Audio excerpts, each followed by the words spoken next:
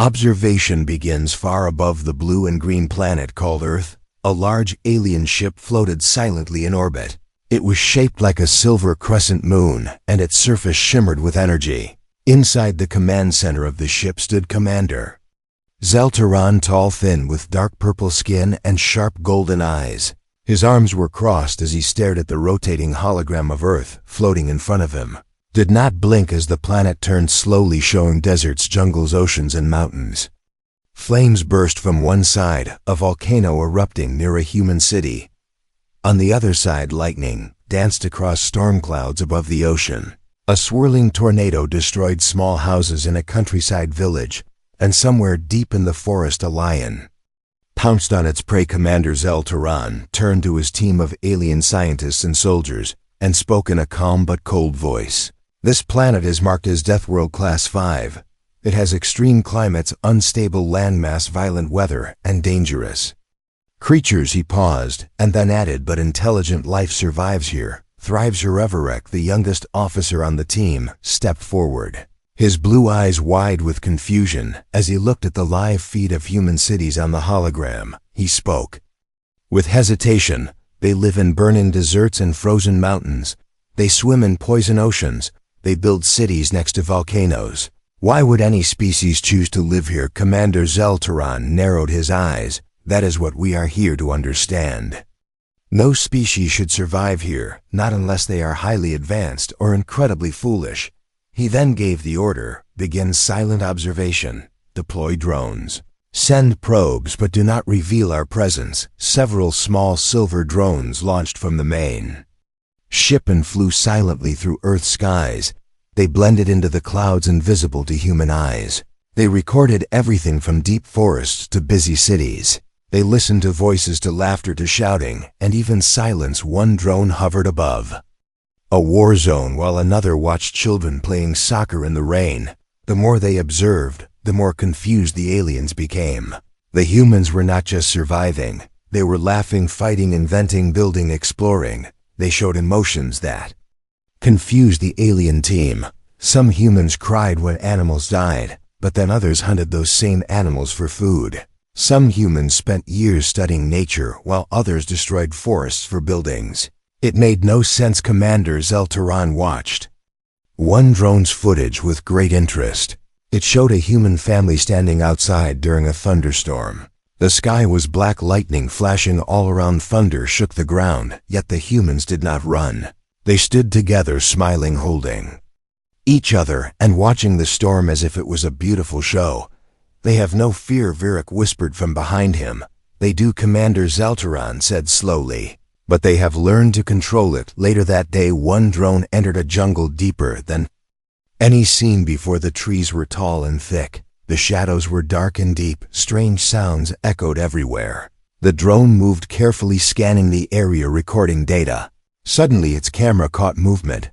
A human stepped into view, a lone man, dressed in rough jungle gear with scars across his arms and a sharp knife at his belt. He looked directly at the drone without surprise and smiled as if he expected it. Drone tried to fly away, but it was too late. The signal was lost. The last image it sent back was the human raising his hand in a wave as the screen went dark. Tehran's voice was steady but firm. Retrieve all drone data immediately. This was not just survival. This was awareness. The alien crew worked quickly. They gathered hours of footage and tried to analyze it, but the more they watched, the more disturbed they became. They saw humans climbing dangerous mountains for fun, diving into freezing water just for sport, running into fires to save others, fighting animals twice their size, exploring underwater caves that collapsed around them, risking death again and again, and somehow enjoying it. This is not natural behavior, one scientist said. This is madness, or maybe this is evolution, Commander Zeltaran replied. Perhaps they are not what we expected. That night, in the quiet of his private chamber, Zeltaran watched the earth again. He watched as a human child touched a snake without fear, as a woman danced in the rain, as old men told stories beside firelight. He watched war and peace, life and death, love and anger, all on one planet. He opened his log and recorded his first note on humans. They are not the strongest species in the galaxy. They are not the fastest or the smartest, but they are the most unpredictable. And that is what makes them dangerous or extraordinary. Outside the window, Earth continued to spin, glowing with light storms and fire, a Deathworld to many, but somehow a home to them, and for the first time in his long life, Zeltaran felt something strange. Not fear, not hatred, but curiosity. First contact rejected. Alien command ship floated silently in the upper orbit of Earth, its energy field perfectly hidden from the primitive, yet dangerous technology of the human race. Inside the command chamber, Commander Zeltaran stood motionless, staring at the large curved display screen that showed human activity all over the planet. He had reviewed countless hours of data from the observation drones, and the more he learned, the more his confusion grew. These humans, they were not just living on a death world. They were evolving with it, adapting to every pain, every disaster, every unpredictable force. This was not ordinary survival. This was something different, something deeper and much harder to understand. Rick, the young officer, approached with a new report, his voice unsure but curious. Sir, the data from the destroyed jungle drone is now fully decrypted. The final moments show the human making eye contact with the device before cutting its power signal directly with a simple electromagnetic pulse weapon built from local material. Commander Zeltaran turned his head slowly. You mean he built a countermeasure in the jungle without outside help or advanced technology? Yes, sir, and he smiled before disabling it, as if he wanted us to know he knew. Zeltaran narrowed his eyes. It was time to stop watching and begin asking questions. He called for the science division. Prepare the universal contact signal. We will attempt peaceful communication first. If they are intelligent, as we believe they will, respond soon. A complex message was encoded using over 1,000 known interstellar dialects. A peaceful greeting designed to show no threat, no domination, only curiosity and the desire to learn. It was broadcast through a focused beam aimed at all major human communication satellites. The aliens waited in silence for a response. Minutes passed, then hours. Nothing came. No return signal, no acknowledgement. Instead, the humans continued their usual activities: wars, arguments, traffic, and celebration, all happening in the same chaotic harmony that made no sense to alien logic. Then something happened that no one expected. One of the human space defense systems in low orbit detected a strange signal and, without warning, launched a high-speed missile in the direction of the alien drone that had just finished sending the signal. The drone tried to escape, but was hit and destroyed within seconds. The command deck of the alien ship was filled with alarms and confusion. Some crew members panicked, others prepared for retaliation, but Commander Zeltaran raised his hand, signaling silence. They did not just ignore the signal, Virak said in shock. They attacked the messenger. No, Commander Zeltaran replied calmly. They silenced the signal because they knew it was not natural. They knew it was not from them, and that means they are not unaware of our presence. They are pretending to be unaware while watching us just as we watch them. This changed everything. The crew began analyzing Earth's hidden military networks, surveillance systems, and secret radio patterns. Buried beneath everyday noise, they discovered a pattern, a strange burst of code coming from a remote military base deep in the mountains of a cold northern region. Toran ordered one stealth scout drone to investigate. As the drone entered the snowy airspace and hovered near the human installation, it detected a shield around the base, not a physical one, but a digital fog meant to hide energy emissions. The humans were hiding more than anyone expected. Suddenly, a pulse wave hit the drone. It crashed into the mountains and sent back a single blurry image before shutting down. The image showed humans inside a control room, one of them looking directly at the camera with a calm expression, his hand reaching for a button and his mouth forming words, captured by lip readers who later translated the phrase as "not yet." Tell them not yet. The message confused the crew even more. Not yet? What were they waiting for? Why did they not attack fully or respond with anger? Why this calm confidence, as if they were the ones in control? That night, alone in the observation chamber, Zaltaran watched Earth rotate slowly beneath the ship lights flickering across the continents, storms rolling. Across the seas, fire glowing in distant volcanoes and lightning. Flashing through clouds, he opened his personal log and recorded his second entry. Humans are not afraid of us. They do not see us as gods or monsters.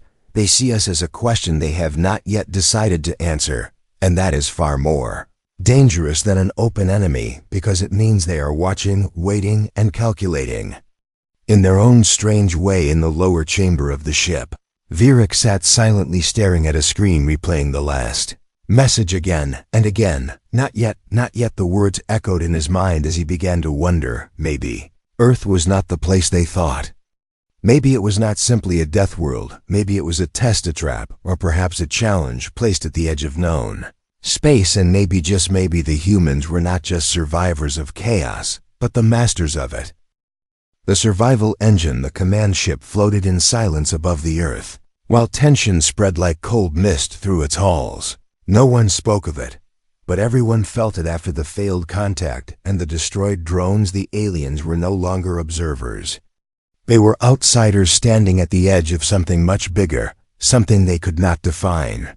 Commander Zaltaran stood in front of the main screen with hands behind his back, watching the glowing sphere below, its lands burning, its oceans rising, its skies never resting. And yet the humans below lived as if the chaos was normal, as if the world itself was part of them, not something to be feared, but something to be mastered. He turned to the crew and gave a quiet order: send down one of our own. I want direct observation. No machines, no signals, just one of us on the surface. We will see how they live, how they think, and how they survive. And I want it done quietly. No weapons, no armor, only the basic scan gear and emergency recall. If things go wrong, the crew hesitated, but they obeyed, and one name was called. Virak, the youngest officer, the most curious, the one who had asked the right questions. Virak did not argue. He accepted fearless minds. The alien ship remained in orbit far above Earth, still silent, still hidden, but no longer blind. Virak's return had changed everything. His report was not just information. It was a mirror that showed them a truth they had never imagined. Earth was not chaos. It was a system of pressure, built to create something rare, something powerful. The humans did not merely survive, they grew. Because of danger, because of failure, because of fear itself. Inside the command chamber, Commander Zaltaran stood watching a new stream of footage, this time not from the wilds of the jungle, but from deep within human cities. He wanted to understand not their strength, but their minds. How they thought, how they processed fear, how they smiled in places where other species would run, how they kept moving forward when everything around them screamed for retreat. Begin full spectrum analysis of urban zones. He ordered focus on civilian behavior in high-risk areas, disasters, attacks, anything that triggers panic. The AI filtered through global feeds, earthquakes, car crashes, fires, storms, war zones, crime scenes, and the aliens watched every moment. But something was wrong. Something did not match the expected patterns. There was fear, yes, but not surrender, not paralysis. In one video, a group of humans sat calmly in a cafe while lightning struck nearby. Their drinks shook. Their hair blew in the wind, but they laughed as if thunder was music. In another scene, firemen ran toward a burning building, not away, while others stood filming with handheld devices, recording, not fleeing, watching, not hiding. In one moment, a man stepped into traffic to save a dog. In another, a woman stood between a child and a charging animal. This was not just bravery. This was something deeper, something built into them. Their fear was not an enemy. It was a signal, a switch, a tool they had learned to use. Virak stood beside the commander, silent as he watched, their eyes both fixed on a screen showing a school during an earthquake, children crawling under desks, teachers keeping order, alarms blaring, yet no chaos, not the kind aliens expected. Zaltaran spoke softly. I have seen 10,000 worlds, none react like this. Most beings freeze or flee, but these humans organize.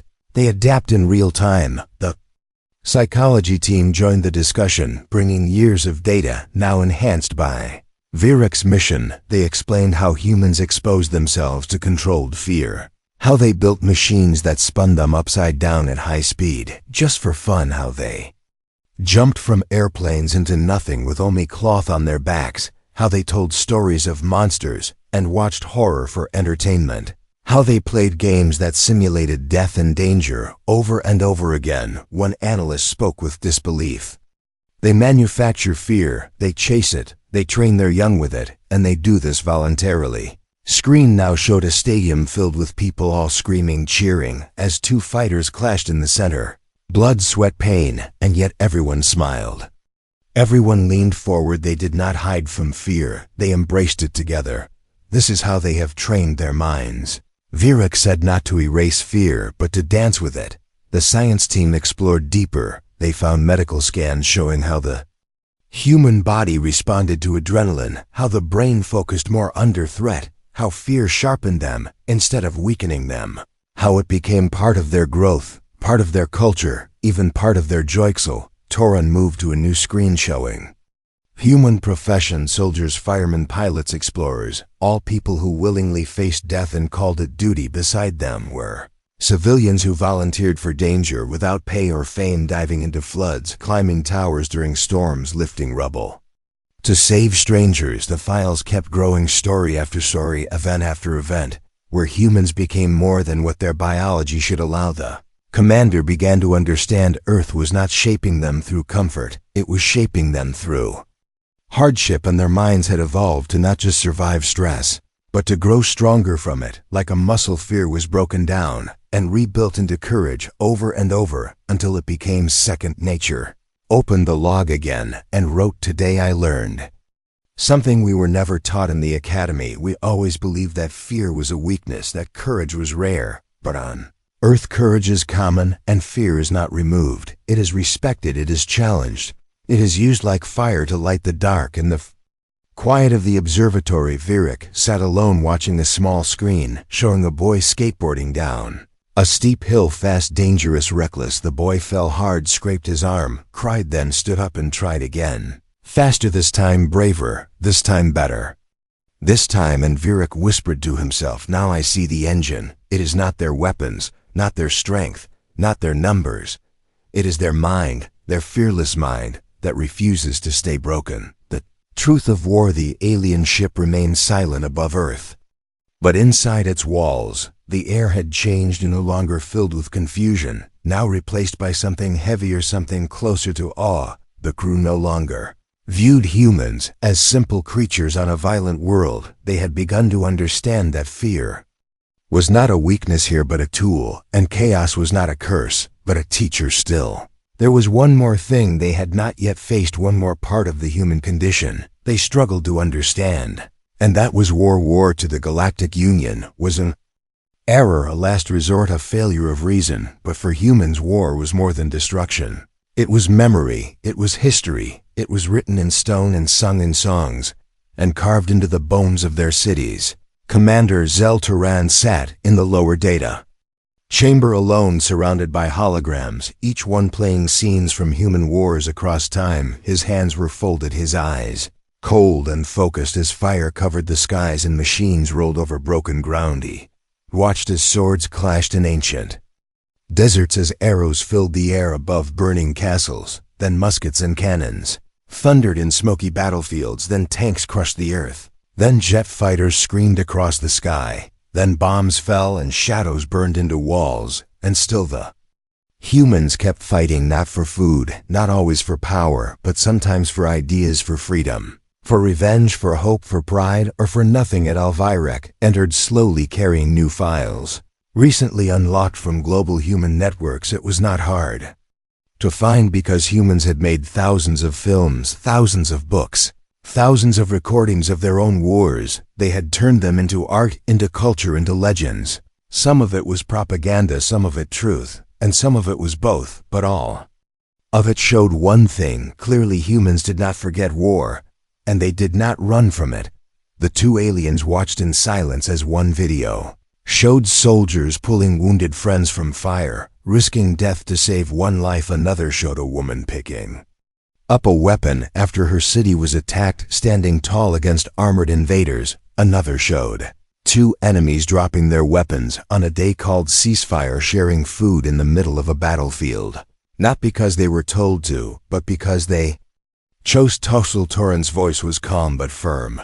They are not drawn to war because they love killing. They are drawn to war because it reveals who they really are in war. They find their breaking point, and then they go beyond it again and again. Varric opened another file. It showed the aftermath of war, cities in ruins, but already humans were rebuilding, helping, carrying, feeding, crying together. Not broken, not done, and from the ruins came music and flags and speeches and children running through fields that had been fire only days before. He said softly, "They do not let war define them, but they let it change them, and they grow from it, even if it costs them everything." The two stood as another file opened. It was old, black and white, showing the end of a massive war. Humans had created weapons that could erase entire cities in seconds. The aliens watched in silence as mushroom clouds rose into the sky, as people vanished, as the world held its breath. And yet somehow from that horror, the humans stopped and stepped back, and for the first time made agreements, built organizations, created rules so the same weapons would not fall again. Toran whispered, "This is not the path of a species that loves violence. This is the path of a species that learns through pain. They burn their hands so they understand fire, and then they build with."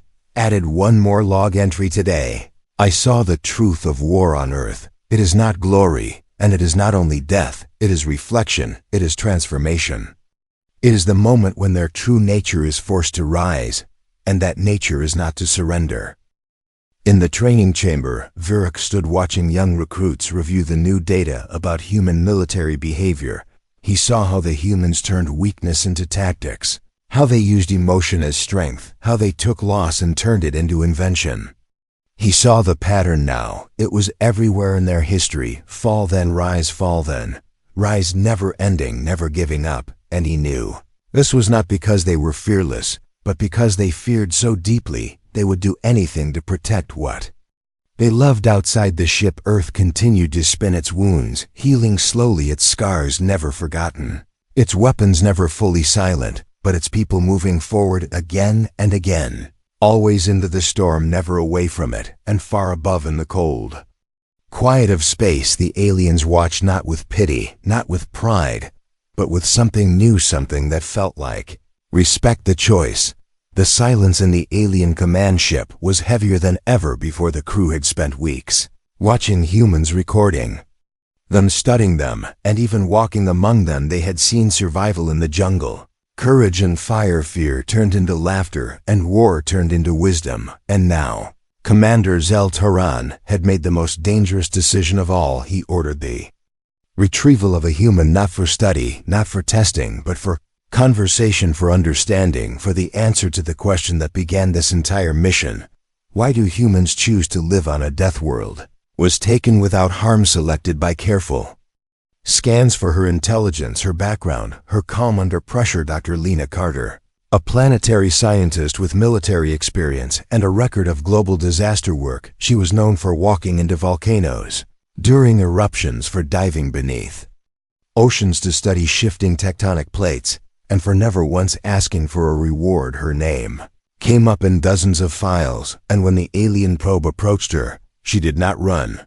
She looked up, smiled, and said, "I wondered when you would come." Now she sat calmly in a silver chair at the center of the ship, her hands resting on her knees, her eyes steady, her heart rate strong. The translator device glowed softly between her and the alien commander. The crew watched from behind reinforced walls and invisible fields, unsure of what this human would say, unsure of what she even could say that would make sense in a world built on order, logic, and safety. Tisserand stepped forward, his voice smooth and steady. "You live on a world that should not support intelligent life. Your atmosphere is unstable, your weather is hostile, your creatures are aggressive, and your own species is even more dangerous than the predators around you. And yet you stay, you build families, you create beauty, and you refuse to leave. We have seen your strength, your madness, your bravery, but we still do not understand why this world, why this choice Carter looked at him and took a slow breath. Her eyes moved to the screen, showing Earth spinning quietly below.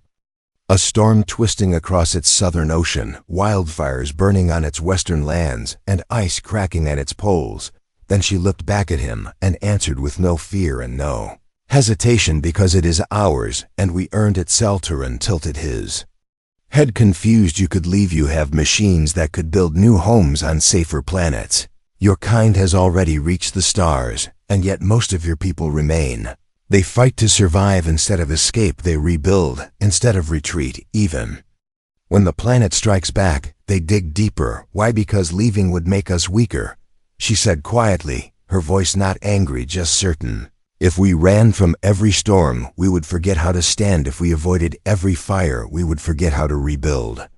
If we lived without pain, we would forget how to feel, and that would be worse than death.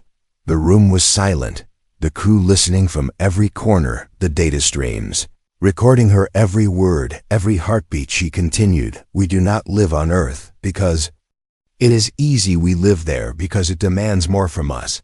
And in giving more, we become more. Every danger forces us to grow. Every mistake teaches us something. Every loss gives us meaning. You see a death world. We see a forge, a place that burns away weakness and leaves only strength, and not just strength of body, but strength of soul. Virak stepped forward, now watching her with new eyes. You could build paradise somewhere else and never suffer again. Would that not be better? No, she replied without blinking. Comfort without challenge is not paradise, it is prison, and humans do not grow in cages.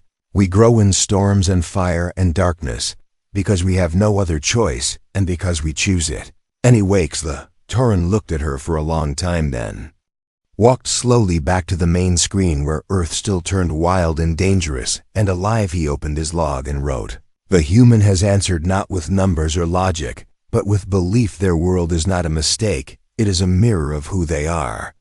They choose it not because it is safe, but because it is not, and that is what defines them. In the chamber behind him, many crew members remained silent, others whispered, some looked at Earth with new thoughts, others with old fear, but all of them felt something they had never felt before, not toward a subject, not toward a creature, but toward an equal. Dr. Carter stood now calmly waiting, and before they returned her to Earth, before the light wrapped around her, before the ship released her back to the wild world she called home, she spoke one last time, her voice clear and calm. If you ever wish to understand us truly, you must walk where we walk. You must bleed where we bleed. Only then will you see why we are and why we will never leave our home. And then she was gone, returned to the chaos below and above in the silence of space. The crew watched the spinning world and wondered not how humans survived the death world, but how any other species ever lived without one. Welcome to Earth. The decision was made without a vote, without a speech, without debate. Commander Zaltaran stood alone at the center of the ship watching Earth turned slowly below, and he knew what he had to do. No more questions, no more silent observation. It was time to walk their world, to breathe its chaos, to feel the weight of its storms, and to discover for himself what no recording could explain. The crew protested not out of fear, but out of duty. Virak stood in front of the launch bay, trying to speak, trying to find the words to stop his commander from going alone. But Zaltaran placed one hand on his shoulder and said only 6 words.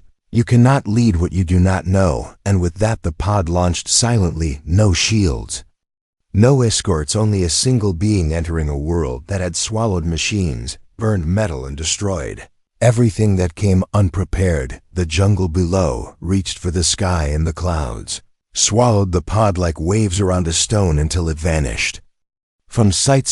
Torin opened the hatch. Before it landed, he stepped into the air while the pod still hovered above the trees, and dropped feet first into the living green of the death world. The ground caught him hard, the air wrapped around him thick and wild. The smells hit him first: smoke, flowers, mud life, and something older, something raw. He walked through the jungle without armor, without a weapon, each step a test, each sound a warning. He felt heat from the soil, cold from the wind. Insects landed on his skin and left strange bites. His breathing changed, his vision blurred, then cleared again. and his body began to sweat for the first time in his life. Reached a river and crossed it carefully, his balance tested by the rushing water.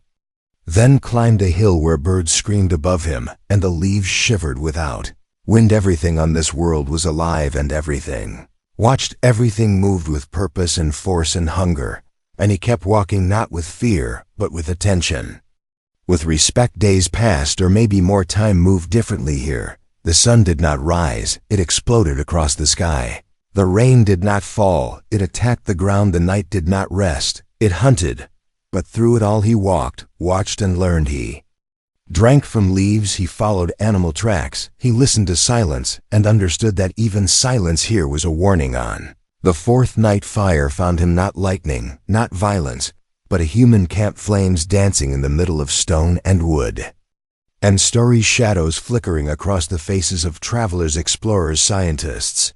Some local, some foreign, all sitting close, all tired and smiling as if the world had tried to break them and failed. They saw him not as a threat, not as a god, not as an enemy. One of them stood up and said, "You look lost." The others laughed, not cruel laughter, but kind, curious, familiar. He said nothing, only nodded, and they made space for him, not with fear, but with invitation. He sat near the fire and listened to their stories. One spoke of nearly falling into a volcano and laughing when the rescue team pulled him out. Another told of surviving a blizzard with nothing but a tent and a notebook. Another shared the moment she met a bear in the mountains and chose to freeze, not run, not fight, just freeze and live. They shared food, simple but warm. They passed water mixed with strange fruit. They asked no questions about where he came from, because they already knew he was one of them. Now he had come to see, and that was enough. That night, he looked up at the sky and saw his ship far above, so far, and yet still watching, still waiting, and he opened the final log.